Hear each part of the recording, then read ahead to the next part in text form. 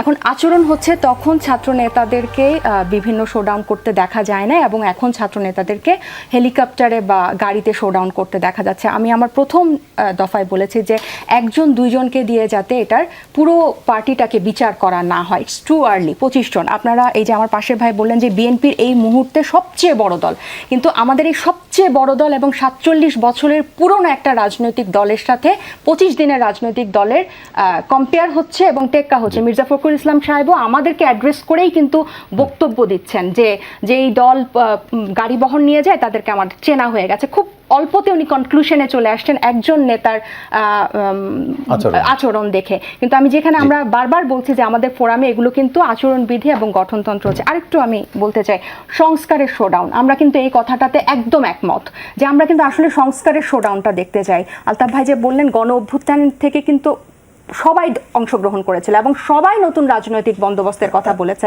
এখন কিন্তু দেখা যাচ্ছে যে যেই উপদল যেগুলা বলছে সবাই, একজন কিন্তু সংস্কারকে বলছে যে আমরা নির্বাচনের মুখোমুখি দাঁড় করিয়ে দিয়েছি, আরেক পক্ষ বলছে যে নির্বাচন হলেই নির্বাচিত সরকারি সংস্কার করবে।